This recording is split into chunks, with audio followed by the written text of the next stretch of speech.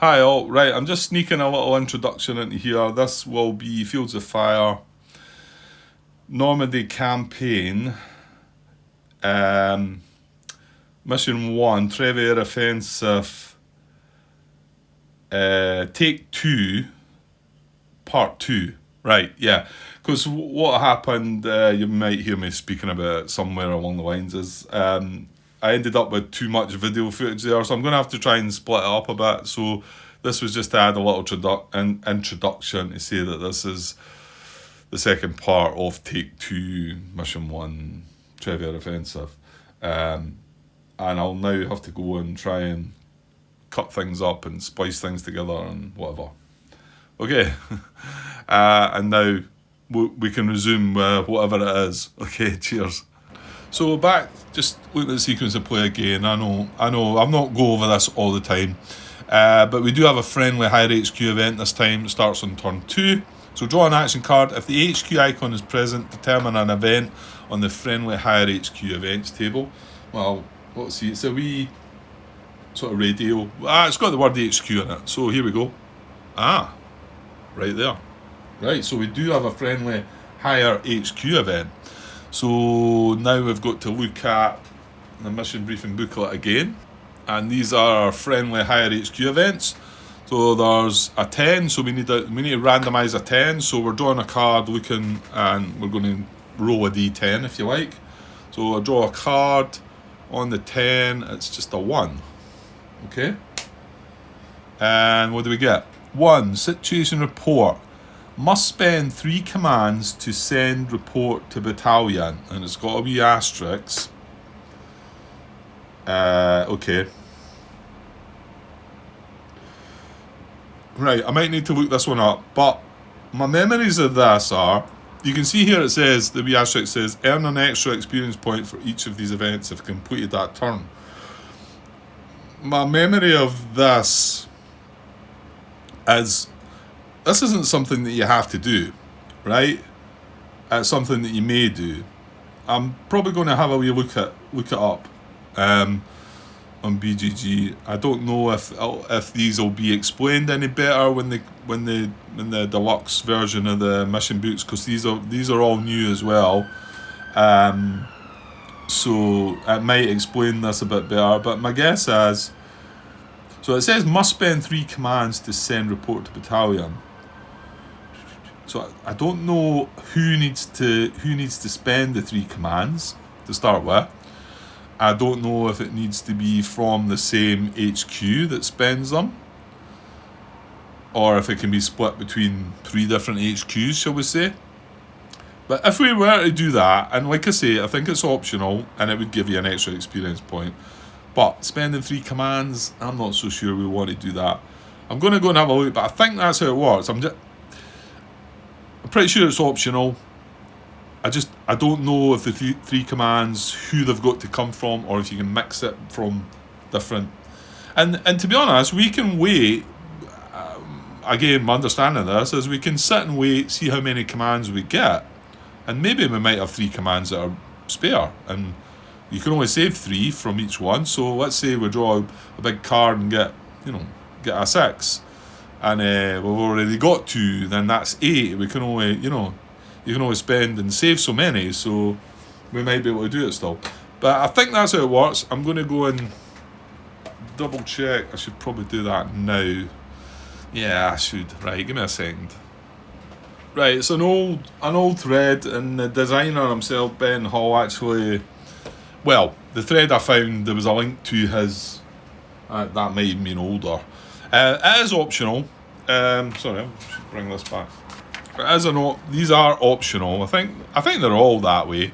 However, when you look at the thread linked and Ben Hull, because some were asking who needs to spend the commands, and his intention was it was intended to sort of tie up the COHQ. There was people talking about house ruling that the EXO could use the commands, or a mixture of the two. So I don't know if that'll get adjusted at all, but I'm just going to go and say that it's going to be the COHQ that needs to spend these 3 commands, because it is, to to report to the battalion show, it would be the COHQ that would be in contact with the battalion HQ. That's kind of how it works. So we'll go with that. If I've got that wrong, it's unlikely I'm going to do it anyway, just to get one extra experience point. So, okay. But we'll leave it there. You never know, I might draw a big high number for the COHQ. Well, we're going to find out now, aren't we? So, well, I don't need to show you this again. So, we've already cycled through that bit. So, let's just not look at that. Right, but I do need to stretch away up to the top there. Get the COHQ. Right, so he's no save commands at all. So, it's unlikely we're going to spend 3 of his commands to get 1 experience point. Just waste them, you know. I don't think that's going to be a good idea, is it? Right, so we're still no contact, he's green, so it's +1, -1, we draw a 2. So I can assure you we're not doing that. That's poor again. I think we got 2 the last time, did we not? Oh no, we got 3, we did get 3, because we activated all the platoons. Right, so this time again, he's in communication and all that. Well, to be honest, 3rd platoon could make a move. Well, so could 2nd platoon, actually.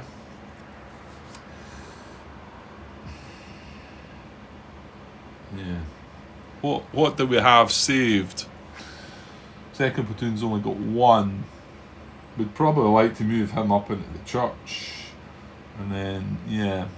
So I think I'm going to activate 2nd and 3rd. Yeah. Let's do that. Let's activate 2nd and 3rd. Again, the COHQ is now burnt out. We activate 2nd and 3rd. So now I'm going to check 2nd platoon HQ. And again, he's in communication and line of sight. And yeah, he's in communication line of sight. No, they're not hiding under cover markers. I don't think I'm going to go near a cover marker now. So 2nd platoon HQ. So again, it's a +1, -1. So let's draw a card. And another 2. Yuck. Okay, so he had 1. He's got 3. Let's go and have a look. Alright, so options. Well, it costs 2 to do a platoon move. We could shimmy all these guys up there. What I could then do is move the assault team once we get there with the other action point, and we could, well, I don't think we want to go to potential contact A because that's going to be an automatic. We could maybe just put that assault team in there. That's a poor card. Open fields, no cover.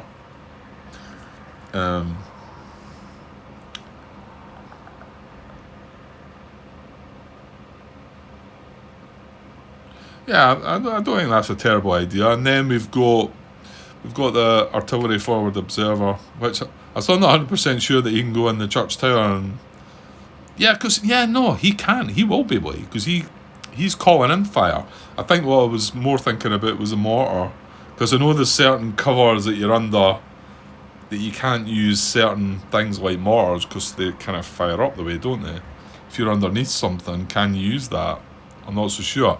That's the machine gun firing out, yeah, but I'm not so sure I'd be able to use that. Okay, so let's do a platoon move. Well, let's show you that one. Right, so move a platoon to an adjacent card. That's it. You'll see it costs 2 actions. It's automatic. It needs to be the platoon HQ that gives that its originator. All good order units on that platoon, off that platoon, on the same card that are not marked exposed.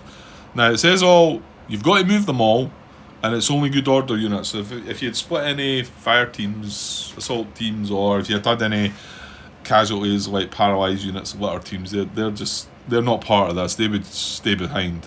So have each unit in the platoon perform a move to an adjacent card action. All units move to the same card. Units on the card who are out of communication with originator remain in place. Yeah, that's the other way they would stay if they weren't in communication. And because they're all individually making a move on the card. If we had a cover marker here, some of them could move undercover and some of them could choose not to. So we're going to platoon move all of them. The Jeep is not part of the platoon, but the rest of them are, and the arty, he's attached to that platoon. Right, okay, and I found in the last playthrough, I started stacking them up, and it was rubbish. You couldn't see anything underneath, so then I started coming up with something that I thought might work. Now, you can see that they've all moved. I've got them all joined together there, if you like. I know the arty forward observers down here, but obviously I can't. But they're all close together, so this exposed, they're all exposed, rather than put an exposed marker on every one of them, which I did that at first, and that's messy. You can see that the assault team is not attached to them, so he's not exposed. They're all under that exposed marker. Right, so that cost me 2 actions of 2nd Platoon HQ. And then for the 3rd action, we're going to send this assault team into the open fields here. Yeah, he doesn't want to go, but he's been sent, and that's that. So so 2nd Platoon has no commands left, so it doesn't get to save anything. Okay. Right, another platoon we activated was 3rd Platoon. Again, he's in communication and line of sight. In fact, he's in verbal communication. He's on the same card. So, and then still no contact. So we draw a card. Oh, okay, we got 4. Good. He had 2 to start with, though, so we're up to 6. Remember, we can only save 3. So we kind of want to try and do something with that. Well, we should probably platoon move them up into the woods here, shouldn't we? And just do something similar, send that assault team to the right, yeah? And that would spend 3 of the commands, and we save 3. And, hang on. No, yeah, I think we're going to be overstat. Remember, this is the one. Oh, well, no, because we're platoon moving. The 1st Sergeant and the 50 cal machine gun can't join us. Now, this is, sorry, I maybe didn't explain that. I can't find my 3rd bazooka counter. It should be a 380. You see that one's 180, and then we've got 280 there. Well, this should be a 380 and the same. It's got the S with the wee G, and it's close range, and that's the kind of best thing I could find. So if we ignore that A and just say S with the wee G and the C, I'll hopefully come across it at some point, but yeah, can't find it. So he's part of. They're all part of. Well, the COHQ is not as well, so he's not involved too. So we'd be moving. Yeah, it'd be fine. We'd be moving 1, 2, 3, 4, 5, 6, 7, 8, 9, 10, 11, 12, 13 steps onto that card with a step, so it'd be 14 steps. So yeah, pretty sure we're just going to do the same. So I'm going to platoon move 3rd Platoon into the woods here. Well, wait a minute. Yeah, well. Yeah, I'm saying we're going to send that assault team over there. Yeah. Maybe I won't do that then. Just feel like moving a squad in. Maybe we'll actually move that 2-step squad in. Is that silly though, Grant? See, the problem is that when an assault team moves in to discover if there's an enemy there, and let's just say, for instance, that the enemy pops up here, then starts firing on the assault team. The assault team has got a point-blank range and cannot fire back, whereas a squad has got long range and could fire back. But you're risking your squad. It's not really the way to do it, Grant. The fact that both assault teams found something, you should be using them, really. Yeah, we'll just stick with it. So I'm going to platoon move the rest of the 3rd Platoon up into this card first. Okay, so again, all of them are exposed. That cost us 2 points to do that. So we've got 4 left. And then we're going... Oh, I've made a wee blunder there. This assault team should be exposed. It's alright. Careful, Grant. Don't start. I'm sure there's more to come. So I'm going to use one more command. It takes them down to 3 to send this assault team into the woods on this side. And this time we will put the exposed marker on. Yep, on the actual unit, Grant.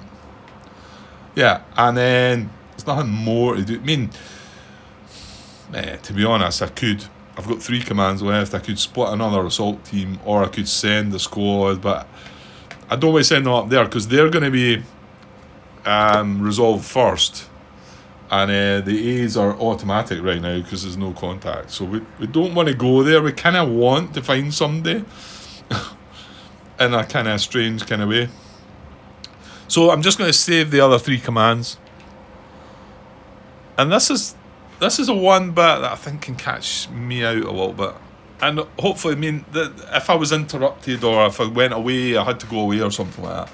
We activated 2nd platoon and 3rd platoon. We've not activated 1st platoon, but there's nothing to sort of differentiate there. I can't, you know what, maybe a wee cube or something.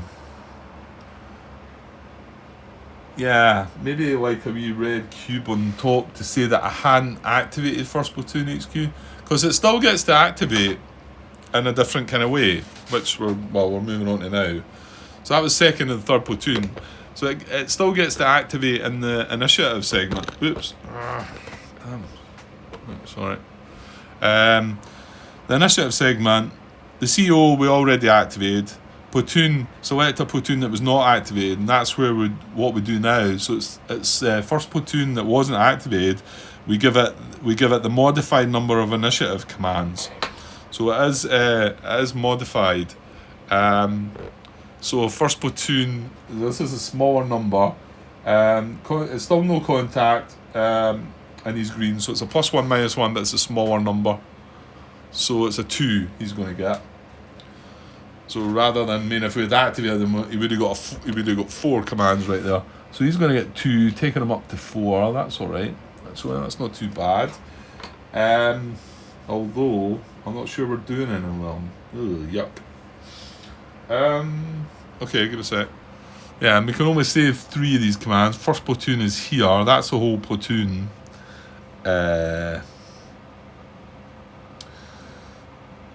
Yeah, we kind of don't really want to move. Oh, sorry, that's the EXO's in there as well, but everything else is the 1st platoon. I kind of just want to save them, but it means we're going to waste a point. I can't really do... Well, you could create an assault team. Yeah, but the problem is, if I create an assault team, and then let's just say we clear that card, when I go to platoon move, I can't take the assault team with me. Whereas, at the moment, they're all one, I can platoon move the whole lot. So it kind of defeats the purpose there a bit, doesn't it? Yeah, I think we're just going to have to suffer. I mean, I could move something into this card, which is kind of safe, but I don't really want to split them up, I don't think. I mean, there's enough in there. Yeah, I think we're going to just have to waste that 1 command and just save 3. Whether that's something you would do or not, I'm not sure. And then we go to the CEO initiative. Again, they get 1 each. I'm only going to bank them again, so they get 1 each and we just save it. And then we're coming back to the general initiative, so hopefully something more than a 0 this time would be nice. Again, we want a 2. We'd like to try and find cover for this guy and this guy. And this guy in particular, because he's getting nothing there. So we draw, and it's an unmodified... it's a 1. Yeah, I suppose we should look for this guy, because at least he's getting +2 cover. And this guy's getting nothing. He's certainly is exposed in the open fields. Right, so we're going to seek cover then. We've got, I didn't need my dice the last time because we've got a 0. I've got a wee dice that I use for general initiative. We've only got 1. We're going to use that 1 to seek cover for this guy. I managed to do it yet again. Stop the video. Fortunately, it stopped there, and I'll have multiple wee cuts of video to join all together. So it should just splice together all right. So attempt to seek cover. It cost me 1. It's a general initiative we're using. And then it's a cover number, plus or minus the experience of the actual unit. Well, assault teams are line, so line there's no modifier. If it was green, he would get a -1. If it was veteran, he would get a +1 to it. So he's not modifying that by anything. So it's just what's on the cover card. We'll go down and have a look in a minute. Any HQ or staff. I see that. Why is that saying that? Yeah, no, that's the originator. That's originator. So but we're using general initiative here. What's the ones that you can't do then? Where's exhort about? Does that give you a different? There, it's there. Yeah. So just to give you an example, you would think I would need an HQ or staff to be doing this right now, but you don't. Under general initiative, you can do it. They can do it by themselves. However, you'll notice exhort there's got to be 1, and this is one exception where this requires the originator to carry it out in general initiative. But it's only that. There might be another one, possibly. I think there is there's maybe 2 or 3 like that. However, seeking cover is fine. So we can seek cover by ourselves with our own initiative, you know. So any good order unit, again, it's got a 1. Right, if I went and showed you you know what, it's only a couple of pages away, Grant. Let's see the assault team again. Can he seek cover? Yes, attempt to seek cover. All good, right?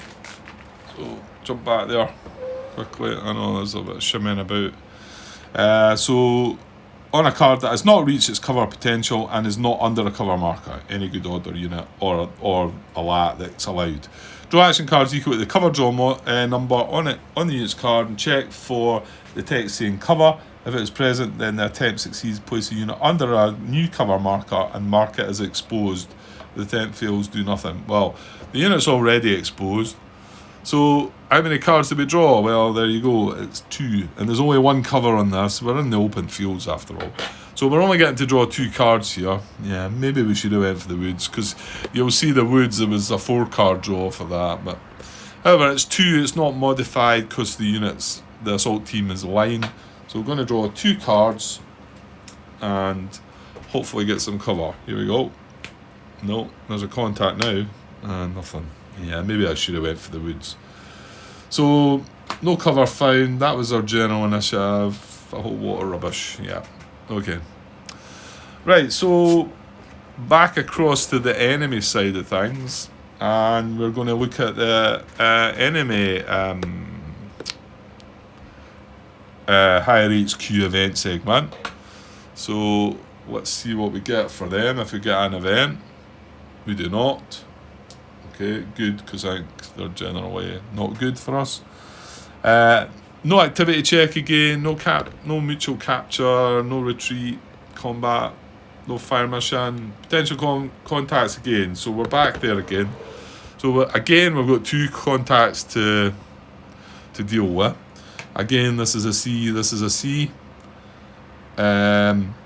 So we just randomise between the 2. So this is a 1, this is a 2. On a D2, we get a 1 this time, so it's going to be the guy in the open fields first. Let's be down to 10% battery, so we'll just get this bit finished and then I'll better call it there. Okay, so we're drawing on this guy, and it's still the same, isn't it? We're at no contact, it's a C. So we've got a 4-card draw. So 4 cards to find the word well, we just drew a contact, didn't we? So maybe that's moved it out of the way. Still not, deck's not shuffled though. So right, so for contact in the open fields, and that's cover, that's what we wanted before. No. Okay. Well, I'm glad. I want something. Right, maybe this guy's in a bit of bother though, because he's in the open fields and he didn't find cover. So we've found contact at last. So what have we found?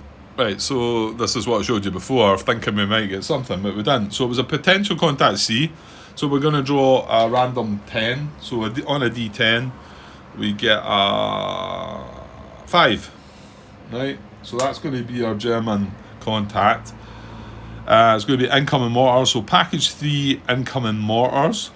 That's what we're getting. Right, and just before I move away from that, because I don't need that anymore, I'm going to do the unit placement as well. So we need to draw a 10 for that to find out where it's going to go. So we draw again a random 10, and it's a 1. So that's interesting because that is going to be the per package placement, per package table placement. Okay, so I'll show you what that means. So there's the German force packages for our Normandy campaign. It was package 3 incoming mortars. Place a VOF, PDF, yes. Well, we place a VOF. We don't place a PDF for that one, which I blundered a little bit. Is it spotted? No, it is not. And the placement, this is where we use this time. Normally that's what we rolled on that D10 and we got per package placement, and that's what that is. So it still says at max line of sight. Well, we're going to have to differentiate. We're going to have to randomize between left, front, and right max line of sight. And then what it's going to place is an incoming marker with a net combat modifier -3, and we're going to have a mortar forward observer spotter at 81 millimeters. Oh, and he's going to be under trenches, right? Because that was my other blunder. Yeah, there's the mission details right there. This is what the enemy information. The hierarchy is defensive for the enemy. Tactics are deliberate. Experience is line, so any of their units are going to be a line. And their default cover marker is trenches. I kind of wish they had the word default there. I'm maybe trying to make excuses for myself, but it's just that in all the packages, if you didn't get that, you're not telling me I'm not the first one to have done that. Eh? You see here, you see an incoming marker, mortar spotter, doesn't say anything more than that. Whereas you look at this and you say, oh, there's a 81 millimeter mortar team under foxholes, so they're coming in with some cover. This one's not. But anything that doesn't say about cover, it comes in with the default cover, which is trenches. But I missed that. Right, so let's get that together. Although we do still need to find... Yeah, still need to find where he's going. So it's this guy here, isn't it? So he's going at max line of sight. Oh, no, it won't. I was going to say he could stretch out here because this has got a white border, but this is up on a hill. So he can't stretch out to here because the hill's going to block the line of sight. So if he's going right, max line of sight is going to be on that card. Oh, this is a gully draw with white borders there though. If he's going just front max line of sight, he's going up in the Orchard Grove there because he can fire through this gully draw. And the mortar spotter can be at very long range. And if he's going to go left max line of sight, then we're going to have to find another card here. And I'm hoping it's not going to mess up my... But I don't mind it going there because that's 4th platoon HQ. But if it goes up here, it's going to mess things about. Right, so we need to... I think this is where you just randomise between a D3. Because I think what you're meant to really do... But I remember doing this before and then thinking, well, what is the point here? Because we've just been told max line of sight. We've not been given a direction. I'd like to think this is maybe being tidied up a bit in the new mission book and whatever, but maybe not. You can work your way around about this, but it would have been nice. I get the feeling they might have done something different with this, but who knows? The rule books had a lot of work done to it, so I don't know. So our result was per package table placement, and then the result there was max line of sight. So, but we don't know if it's front, left, or right. Well, here's the thing here. Front has 1, 2, 3, 4 possibilities. Left has 2, and right has 2. So I kind of do need to randomise that, don't I? I kind of need to draw a card because it's obviously more likely you're going to be at front max line of sight than you're going to be left or right.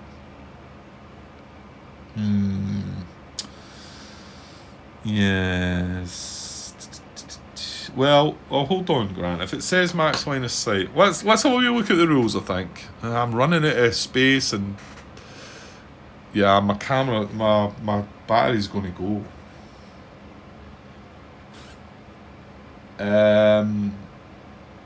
Okay, you know what? I'm just going to pause. I'm going to pause because, to be honest, I don't think I'm going to be able to come back and do another part anyway. But let me pause, charge my phone up, and come back and at least finish this off, because we might get another enemy here as well.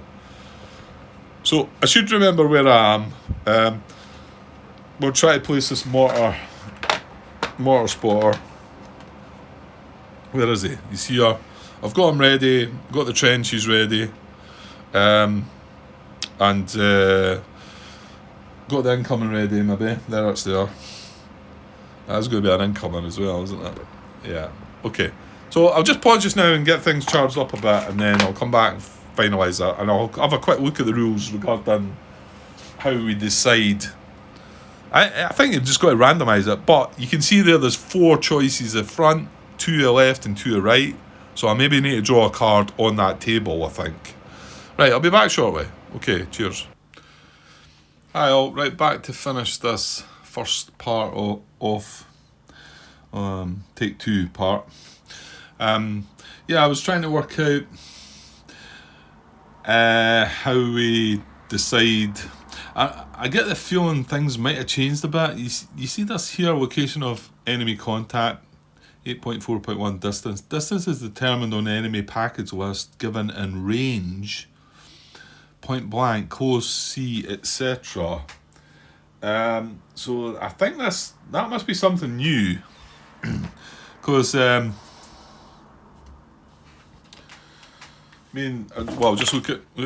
just looking at the player, the German force packages there's none of that. So I guess they might be changing things up a little bit. Because that's when, it's the same in the mission book, isn't it? It gives you the same details of German force packages. Yeah, there's no talk of point blank, close, or anything like that. So my guess is things must be changing a little bit.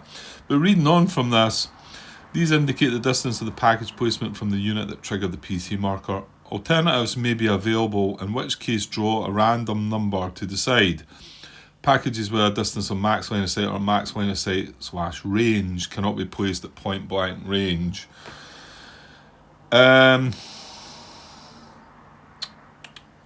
So we've to go at maximum line of sight. Oh, hang on. Enemy package placement rules. Just jumping to that next page there.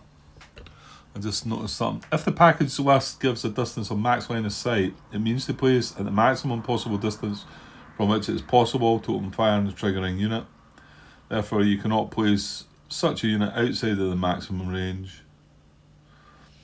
All cards with other player controlled units unless point blank fire is not possible for the... Yeah, this is where the unit is placed regarding our units. John Brown just made another comment back about on part 7. That was the question I went and asked, because I was like scratching my head thinking, when a German package gets placed, it has to target the unit that basically brought it on board, that it has to target. And I went and asked the question, and it's in the rules here. I just hadn't got around to reading this part of the rules. I think that was the bit that caught me up. Yeah. But hopefully we're past that. Yeah, I'm not sure I'm going to find anything there, really. So, the problem I'm having is,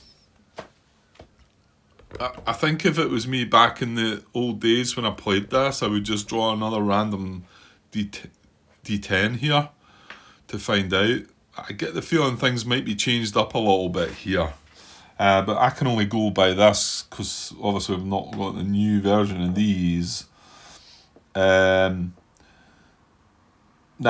what I was initially thinking was just doing a random D3 roll between front, left and right. However, it looks like it wants to prefer the front to the left and the right, doesn't it? It wants to give a preference to that. So what I'm going to do here is I'm just going to draw a random D10. If I happen to draw a 1 or 2 again, I'll just redraw, and then we'll get either a front result, a left result, or a right result. I guess the guys that have been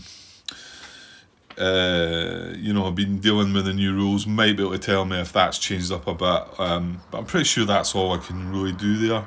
Because I don't want to do the D3 because it looks like it wants to prefer looking at the front, like I've said. So I'm going to draw a D10, and if it's a 1 or 2, I'll just redraw. Right, well, I've got a 5, okay? So we've got a result. So it is front and max line of sight, right? Okay. Right, so coming back here, this is where the contact was. This is where it needs to be targeting this assault team, right? And it's going front line of sight, front max line of sight. So it would go in there. However, there's white borders either side of this. Well, actually, that white border's not relevant. It's this one that's relevant. So he can actually then go back here.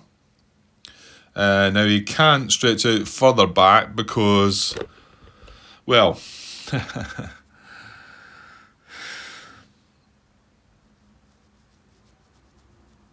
well, here we go. This is this thing about the hill thing. If there's a chance of a hill, then I'm not comfortable with that at all, because that is new knowledge to me.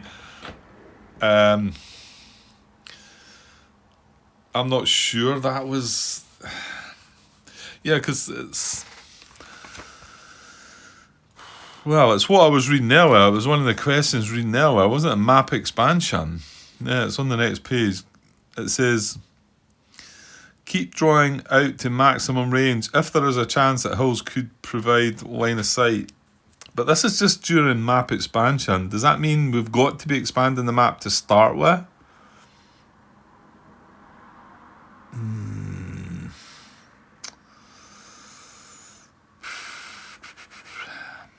Yeah, I kind of wish I'd went and asked the question about that.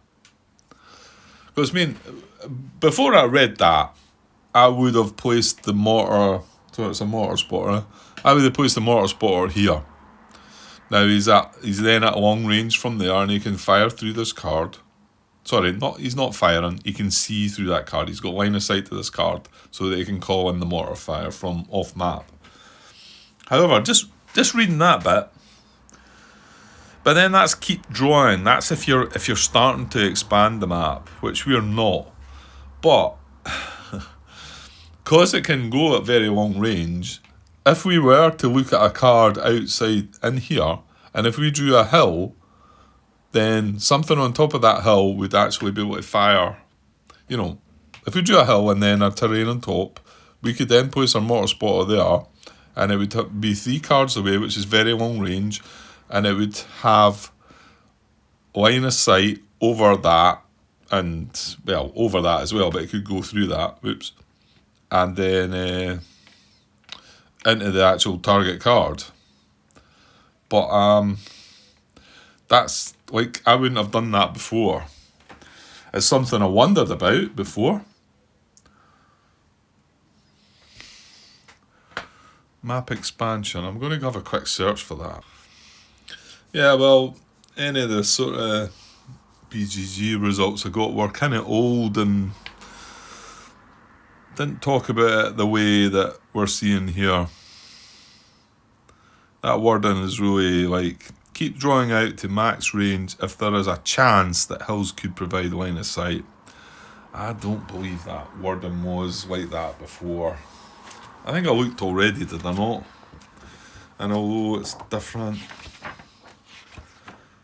I just wonder if they've changed things up here a little. I mean,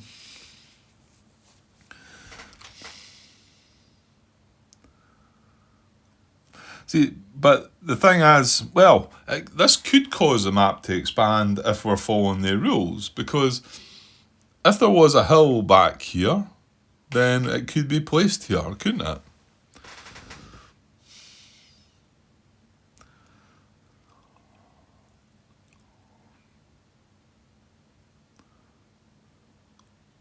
I mean, yeah, we've not started expanding the map though. If the result had been left max line of sight, we would have been drawing a card in here, and then it would have felt like I had to follow that. But how is that different from going there? Because if I draw a card here with a hill and then something put on top, like I've said, I've then got line of sight on this contact at very long range.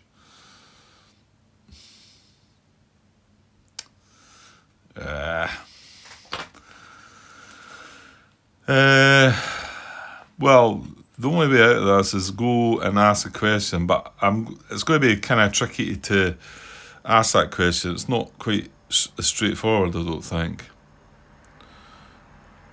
If an enemy unit is to be placed, yeah. See, this is only when you're expanding the map, and I'm wondering if there's a difference there. I can't see how there should be a difference though, you know. I mean, well, there is a difference in the fact that if we go back this way, we don't need to draw extra terrain cards. If we go out this way, we need to draw one. So then it's saying you might draw another. I'm going to stick with this, but I could see that being wrong. And I feel like that's something that's new though. And in fact, even if it was going out this way and this card was blocking line of sight, that had green borders all around it, going by what I'm reading there, I would still feel I had to draw another card in case it was a hill. I'm going to have to go and ask this somehow.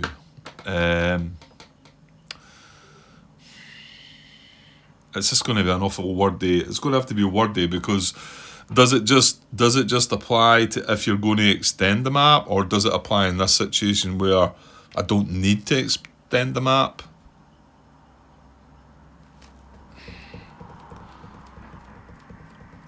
I think I'm going to leave it here, and hopefully one of the guys will watch and answer how it should be. I just don't want to. I've just had such a blunder first attempt at this. I don't want to. I don't think this is going to be a blunder. I think this is going to be something that's going to have to be explained to me. I don't feel like well, I might well be go and make a mistake if I get it wrong, but I don't feel bad about it because this feels like it's new and.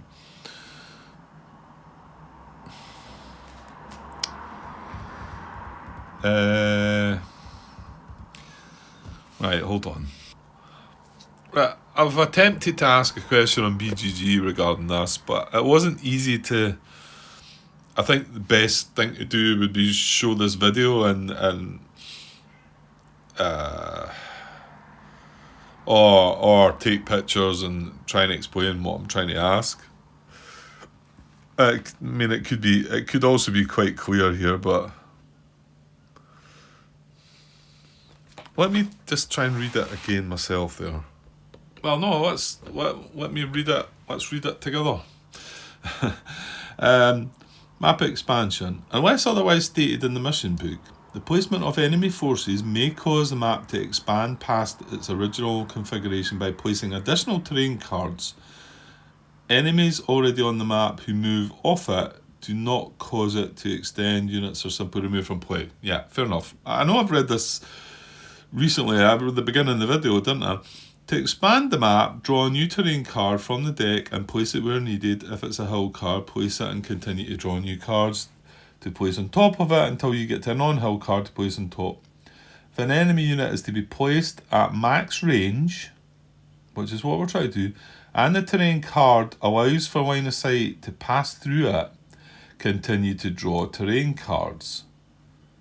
Okay, but we're not drawing any terrain cards here. We're just wanting to get the unit at max range.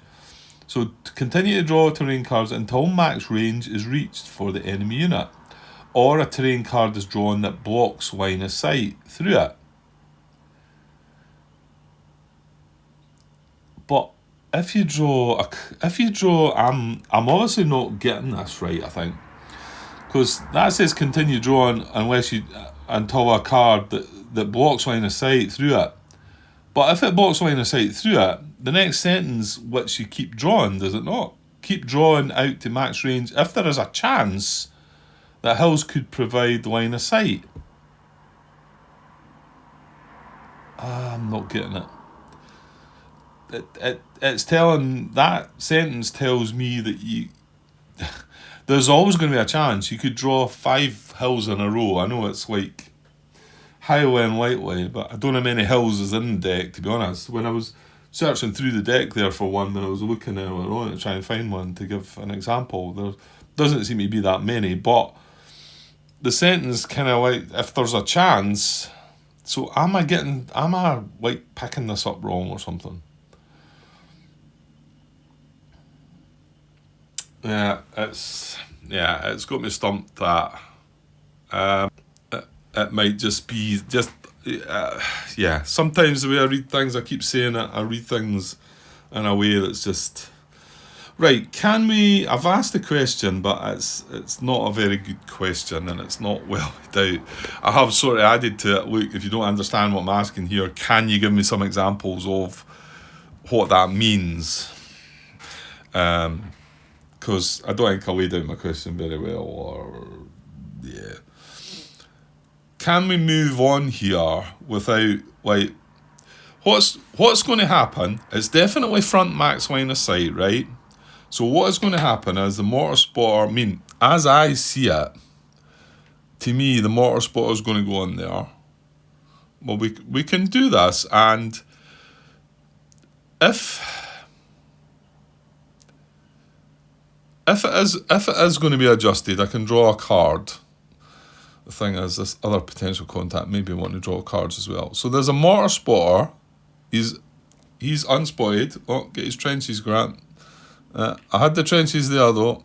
Right, I'll put that on first. So he's in trenches. He's not spotted. So that's all he is. So I can straighten him up a bit. And he is.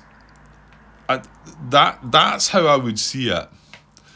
I wouldn't try and place another card for him there. I just didn't think that's the way it worked. So this rule might be when you start placing cards. But even that feels new to me. I've added that to my question, by the way, saying that it feels new in the rules. Although I've also said I could have that wrong, or I'm maybe just not grasping it properly.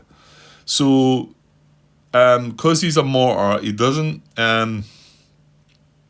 place a primary direction of fire because he's not firing. He's just calling in the fire.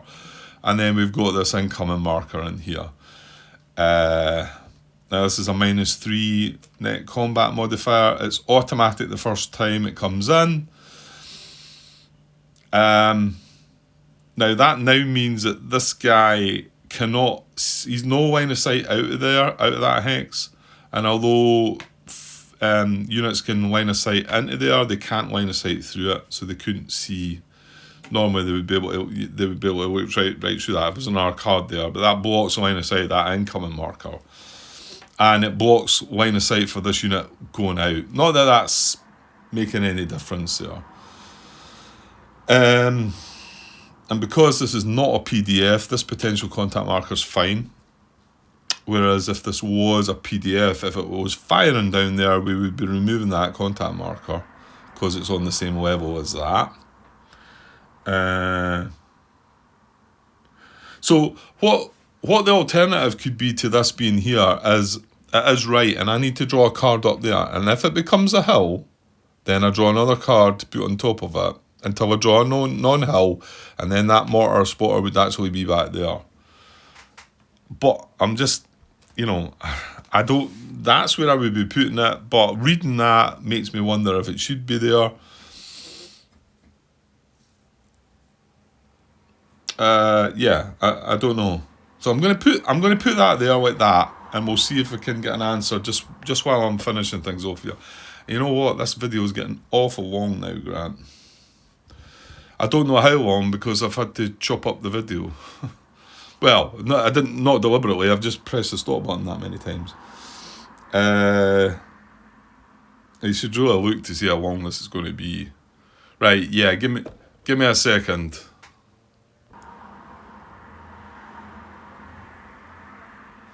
Hi all. Yeah, just checked the video footage and I'm like an hour and 40 minutes or something. So I'll have to try and chop this video up, I think, into two. But I'd like to try and get this part finished, I suppose. I can't just leave it like that, so I'll see if I can... What might be better is just after the first turn... Oh, I don't know. Get myself mucked up already, and that's because of that damn stop button, because if I'd seen how long I was going, I would be fine. Okay, so we think this guy's here. He might be up here. if I turn a card up and it's a hill. So just to get moved on, and maybe I might get an answer, like I say, before I finish this part. Just to move on. Well, that has changed the contact as well, the activity level, isn't it? So we've got one card with a VOF on it. So we are now at contact. So I'll change that. What is it? No. Right, so we're now at contact. So that will affect. So now we're looking at this potential contact as well. So potential contact C. But now we're at contact, so it's only a 3-card draw. Okay, so 3 cards to draw for contact there. 1, 2, 3. Looking for the word contact. Oh, bingo. Right away. Boom, boom. Right, it's all happening now. Right, so we've got another contact here, and it's a C. So let's get our... mission book again. That's the rule book, that. It's still open at the page, isn't it? Right, let's have a look again. Right, so it's another C here. So let's find out what we're getting on a D10. We've got a 9 this time, which is a light machine gun nest. Package 7, light machine gun nest. And we'll just...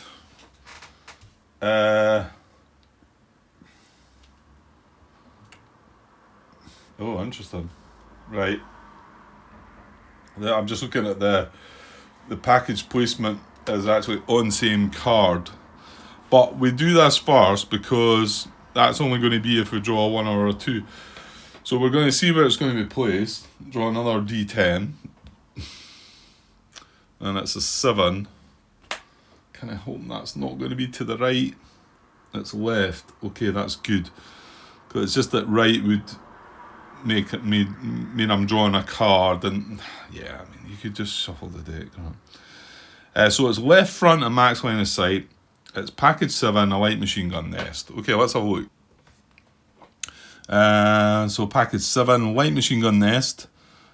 VOF PDF, yes. Is it spotted? No.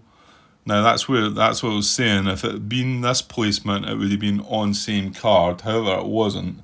It was left at max line of sight. So it's a light machine gun team under foxholes. Light machine gun team under foxholes. So they're not coming in with the trenches. They've got their own cover there. So let me get that. Right, okay, so there we go. Light machine gun team. They're going to come in with foxholes. And they've got automatic weapons fire, so let's get a VOF of automatic weapons. So, and they're going to, what was it? Was it left? Yeah, it was left, because I said I was glad it wasn't right. So it's left at maximum line of sight, and they're not spotted. Right, let's go and set them up. So this is a card that brought them into play, and it's left max line of sight. So this card, although they've got a long range and would be able to go to this card, you can see that they can't fire through that card. So they are going to just go as far as here. So we're going to have one light machine gun. Now I've not added these. I'll add these to the mission log probably tomorrow, to be honest, rather than faff about just now. And they're under foxholes. Right, and then we're going to take this contact marker and flip it over. I noticed when I was reading the rules, there's markers, I don't think they're in the original game, that have unspotted markers. Now, I could be wrong, maybe they are in the original game. It's maybe just something I've not used. I've always just flipped over the contact marker.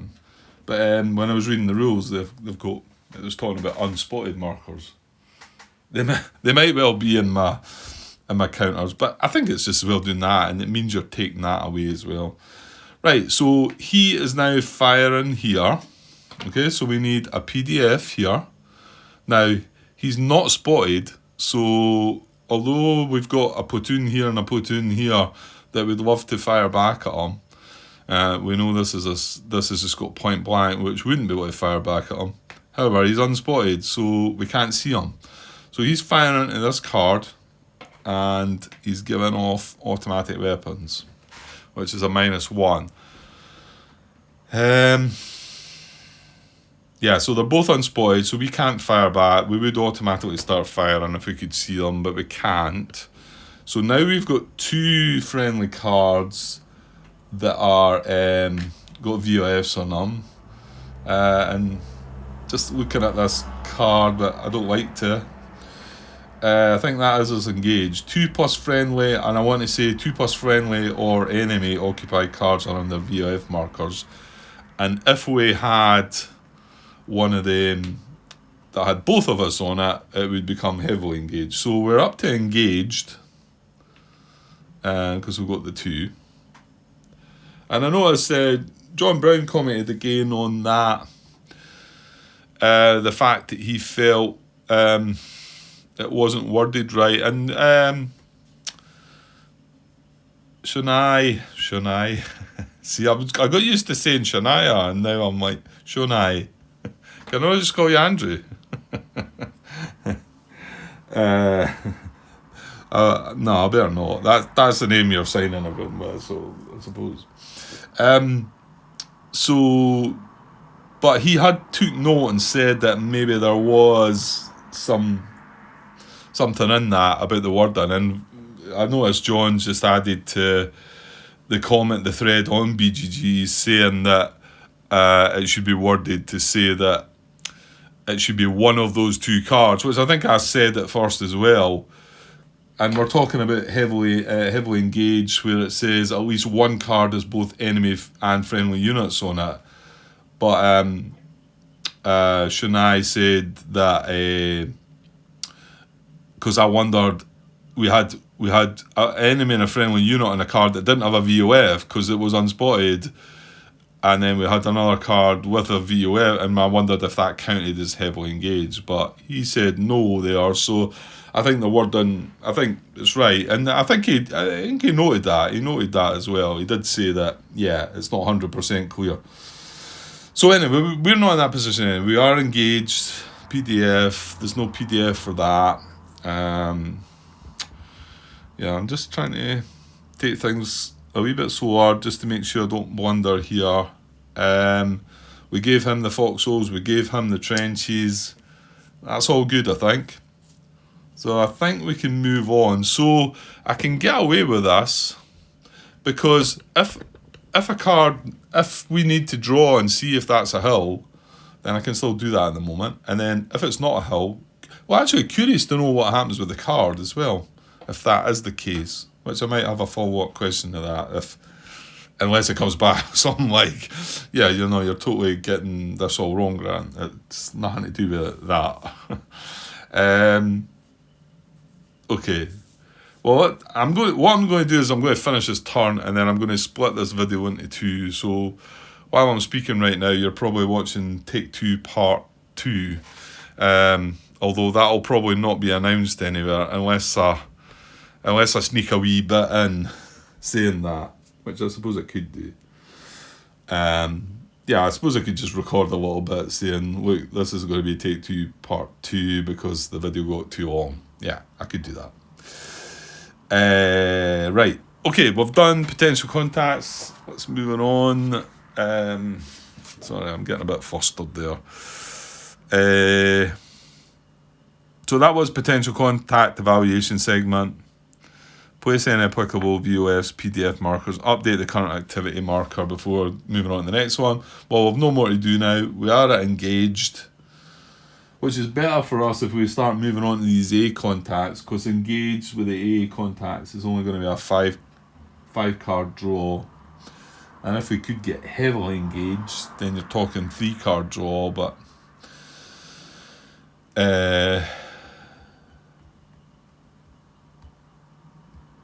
it's possible, because this is one of the other questions I'm sort of struck. I think I said already about when we move on to a card, an enemy, as what happens to the.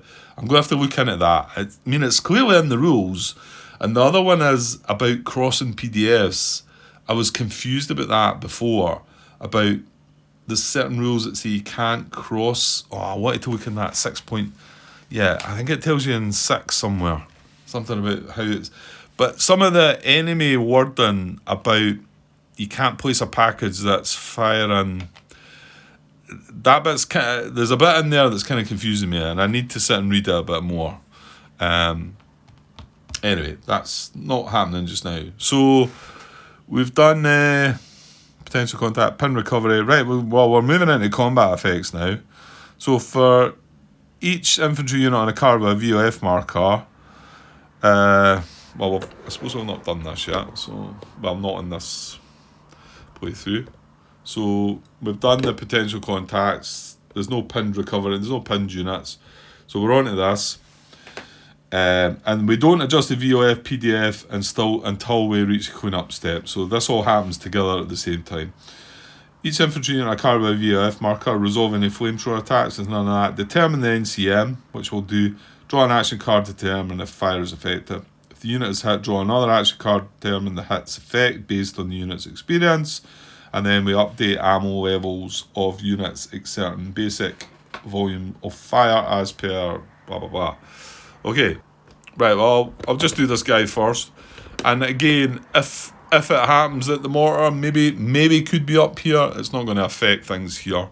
So if I find out the answer to that is yes, I'll draw a card and we'll see if we get a hill. So this guy's in trouble, yeah? So the incoming is -3, wasn't it? Where are we? Mission book. Mortar spotter. It was a mortar, wasn't it? It's not artillery. Yeah, mortar. It's got -3 on the actual chip, which is right. So -3, -5 because he's exposed, and that's about it. So he's -5. And we're going to draw a card and see his fate. It's not looking pretty good, to be honest. Well, actually, the maximum you can have is -4 and +6. So it's obviously -4. It is a hit. Right, see how we go on this time. So he's an assault team, so he has line quality. So we're going to draw a card to see what happens to him and see the hit effect. Hit effect at line quality. Oh, we've scored there. Now it's an F and a C. Now that would only affect things if it was a 2-step unit and you always go from left to right. So the first result is an F, which is a fire team. So he's going to be hit, and he's just going to become not that, because that's got a weird sort of symbol on it. It's got an A and a S. It should just be that basic fire team. So he was hit as a fire team, so he still becomes pinned. So he's hit, but he's still a fire team. That's not a bad result. It could be considered to be an upgrade. In fact, oh no, not right away though. Well, we can't do this right away. However, we can do it while the incoming's there, because now this is a small arms fire at close range. Which, oh no, he's way up there. I was forgetting. Yeah, he's not getting anybody at close range. However, while that incoming's there, he cannot see out the card, because there's like big smoke and explosions and whatever, I guess. So that's it. And the fact there was an F and a C on the card, because he's only 1 step, you just take the one on the left, whereas the one on the right would have been a casualty. So done okay out of that one. Yeah, that's it. We done the hit effect, we pinned him, He's exposed. We don't update anything yet anyway until the other one's done. So what's his net combat modifier? Well, he's getting a... Oh, wait a minute. No, there wasn't a thing in there, was there? Yeah, covering that up. Yeah, because that incoming, that's what... See, if the incoming was in there, it would be an extra -1 for that, but it's not. So he's +2 for being in the woods. He's -2 for being exposed. So it's an assault team again. And he's -1 for the automatic weapons. So that's a -1 he is. That's right, light machine gun. Yeah, so a -1 we draw on a -1, it's a pinned result. So not too bad. That was a pretty good card actually. So he is just pinned. So he stays in an assault team pinned but still exposed. Yeah, we don't draw a hit effect because that was the hit. He's not taking any damage or anything. He's just pinned down. And yeah, that's it. So that's the combat effect segment. So now you would update ammo levels of units at certain basic VOFs. Well, this light machine gun would have spent a point of ammo, and obviously the mortar has fired one of its fire missions. I should really take note of that, or I'm probably going to forget because it looks like I'm going to leave things shortly. Right, okay, so I've updated. There's the mortar spotter who's line, and he only has 2 fire missions, so he's only got 1 fire mission left. And the 1 LMG team is line. He starts with 6 ammo, so he's now down to 5 ammo because he's just fired there. So that's all good. And yeah, and the first mortar fire is automatic. The second one, well, we're going to see where he's going to fire on. He could fire on somebody else. It depends. That we need to look at that in the enemy activity step. But that incoming doesn't come off. I removed that the last game, and that's wrong because that stays on until it tells you to take it off, which is right here. In the mutual combat phase, fire mission update segment, remove existing incoming and airstrike VOF markers, and then flip pending markers to their active sides. So what will happen is if he calls fire again next turn, and let's just say he calls it on that, then we would have to get a... I've not got one of them handy. Another... That's pending airstrike. Well, basically we'd have that and we'd have that as well on the card. And then come the combat segment, that would come off, and then that would flip to that. So that's what happens. But that's if it's a successful qualifier as well. He's got to draw cards for the next one. Okay. So where are we at? Yeah, I think we've updated ammo. So now the cleanup phase. Yeah, so we're just about to finish the turn anyway. Try and get rid of that glare. So remove pyrotechnic, smoke, illumination, exposed, move fire, concentrated fire, booby trap, blah blah blah blah. Evacuate casualties, enemies firing at cards without valid targets, shift ceasefire. Defensive mission, no. And then we adjust VOF PDFs. Right, so the main one again for us is getting rid of these. Now we've done not terribly out of that, I suppose. That could have been a lot worse, I think. So all these exposed markers come off, because we've got a pinned assault team here and a pinned fire team here.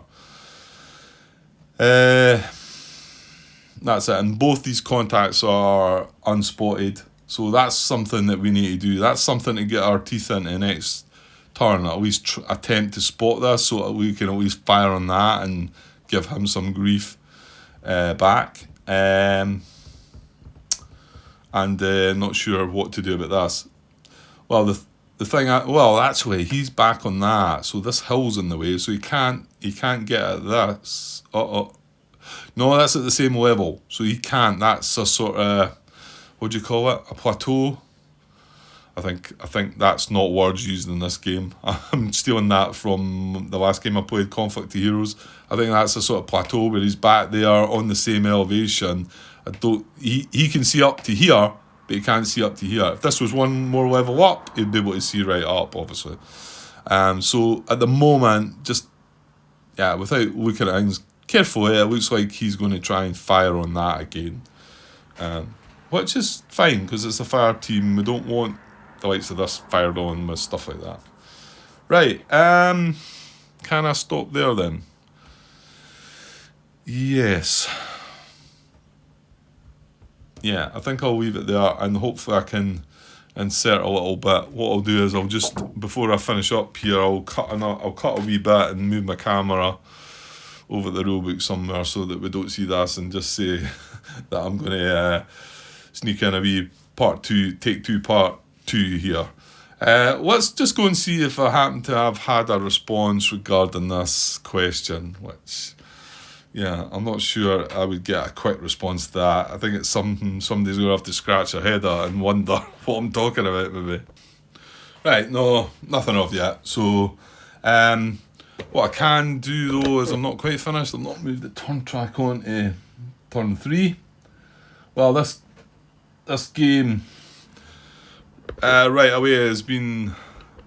Well, we did get a couple of contacts at first, but this looks more... that it's starting more along the lines of the games that I've played before, I think. So we'll see how we get on. Not too bad results from the combat, but 2 enemies on the board, and we're going to have to deal with them a little before we start moving on, I think. Or what a good idea would be to try and get heavily engaged before we move on to one of these potential contact A markers, and then they're only getting a 3-card draw. So we'll see if we can maybe achieve that. Okay, so I'll leave it for now. I should get back tomorrow for maybe a couple of parts, maybe. Yeah, okay, and I'm going to cut this, and I'm going to go and create a wee introduction to the middle of this somewhere, I think, and then I'll have to look at the video and find a bit where to cut it. I don't know what I'm going to do. I feel okay about that. I think that went okay, but you never know, and you watch it back and you say, oh Grant, you've done that and you've not done that. But yeah, these are still unspotted, so we can't open fire on them. He's open fire on us. He's calling fire into him. Yeah, I feel okay about it all. And we're at engaged because we've got 2 VOFs on 2 cards with 2 occupied cards. Yeah. Okay, I'll be back tomorrow sometime. Cheers. Right, hi all. No, this isn't any good, is it? Well, yeah, I suppose. Oh no, that's daft, Grant. Okay, I'm going to cut this bit out.